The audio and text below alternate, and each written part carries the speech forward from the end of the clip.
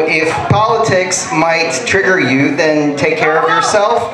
Go, go have a smoke, get a drink at the bar or something, do what you need to do to take care of yourselves. It's been a rough year and it's been 2 weeks. But, God, don't remind me. So, I love introducing this next performer because, when I started coming to burlesque shows for the first time, she was the one that was always up here doing this job. So I love getting to introduce her. She blends humor, heart, and a hint of rebellion in every verse when she's not teaching the next generation of poets or gracing stages with her fiery performance. She's probably killing her plants or plotting the next great haiku about sweet tea, whiskey, and social justice. Please welcome to the stage, Theresa Davis!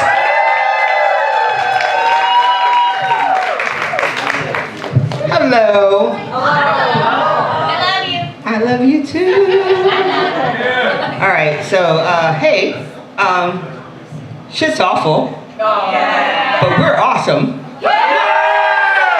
and we're doing the thing. So last year I took on the role of my love language of giving back to my community and creating workshops and doing things that make sure people are in places and able to share their voices, right? But I was slacking on my putting poems out in the world. And my publisher contacted me and was like, I want 11 of your poems and I'm gonna publish them right now. And I was like, that's dope, because I've been lazy in that area because I've been doing other shit. So my publisher is Sibling Rivalry Press, and they champion queer poets. And I am in the next issue of Asarakis 27, which is coming out this month. And thank you. And I've been working on this. I have a third collection of poetry that was supposed to come out in 2020, but we all know what happened. We ain't right yet. But what I love about my publisher is he's really clear about what he's doing to the world. So, repeat after me is what is in every, this is in every issue of an anthology that he puts out. Repeat after me. If you are not queer, queer poetry is not your safe space. You are welcome, but your comfort is not our priority. Our joy is, our sex is, our art is, our lives are, our survival is. And that is why I'm so committed to making sure that I stay in good company with this particular publisher, because he's awesome! You missed my face, hit my face. All right, so I'm gonna do one poem that's coming up in Asarakis, and it's called We Shouldn't, But We Are. If you were everything I needed, I would not be writing this now. I was just trying to have a conversation with you, but it was about art, and you don't do art. Then it was about politics, but you don't do politics.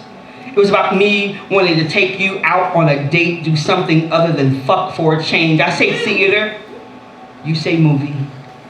I say play, you say I don't do plays. I ask why, which seems to be the code word for distract me, rubbing against my soft parts, taking advantage of my sexual ADHD, and suddenly we are fucking again. You are letting me, I am letting you. Belts breaking, beds breaking, then you are passed out and I am laid up next to you, writing a poem about how I don't need to be with you. And the distance between us is farther than it appears, close enough for fingers to stroke, but never close enough for minds to meet, because you don't do that. I can't have a conversation with you without a drink in my throat, and because that's the only way you made sense, and the distance between us is addiction.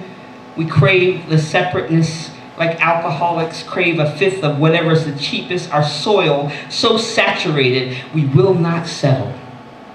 You want my touch less than I want to give it to you? And this is how I know we've stuck ourselves into this existence neither of us wants to walk away from because we do not know how. We know we are not who we used to be. And the best thing about us is bottom beauty and strap-ons, and because I am a hopeless romantic and you are lazy, the way we lie is almost believable. Almost. Soon, there will be nothing left to anchor us. We are going to crash and burn and drown. And I don't imagine you reaching out or throwing me a life preserver. I mean, what would you save me when you couldn't save yourself from me? The shine we've put on this shitty relationship should shame us both. And the fact that I am in bed with you, listening to you snore while writing a poem you will never read because you don't do art makes me realize how blind we are to the reality that we maybe actually don't even like each other. I love you like a root canal is not sexy.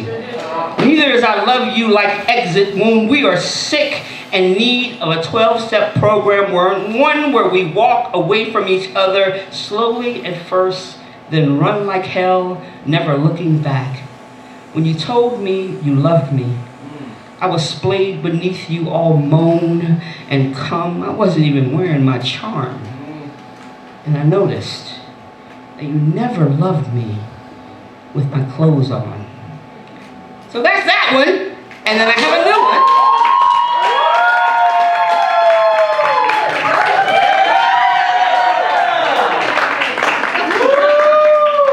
I can't read off phones with my glasses because, you know. So I do a writing workshop twice a month at the Arts Exchange. I'm the literary director there. And like I said, my love language is bringing community together to create. And if you think you got a story in you, you got a poem in you, you got a book in you, come hang out with me at my writing workshop. This one, and their tickets. I thought your love language would beat people at Scrabble. Well, yeah, I have multiple love languages. I'm a Gemini. All right. So, this is one of my workshops that I do. It's called a golden shovel, not to be mistaken for a golden shower. Those are different. So a golden shovel is when you take so maybe you have a favorite lyric and you have a favorite hook, and you use each word of that hook as the last line of every line of the poem, right? So this is called Process, and it's after Natasha Trethewey. And the golden shovel is, in the foreground, two women, their squinting faces creased into textures, a deep relief, the lines like palms of hands I could read if I could touch. And so those are those, you won't be able to, okay, whatever. Process. It is a precarious situation I find myself in. If only I truly understood your scorching tongue, the sensation would fade or come to the foreground. I have always understood the distance between we two. I am not true lipstick like you like your women, not enough swish in my hips, and the touch of their foundation leaves no lines revealing without squinting. The way the smile never touches their faces.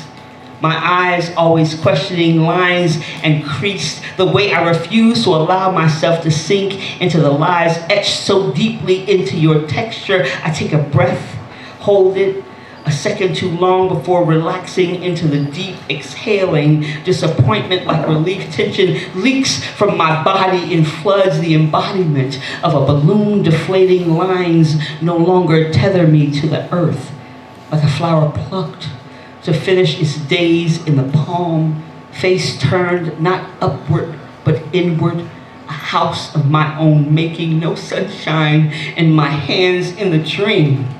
My eyes fix on your face. I want to taste everything I could. Run my fingers over the braille of goose flesh and read, willing our futures to make the same sense if honesty is the math of us. I would change the things I could, finding the answers in our hands, lines in a single touch.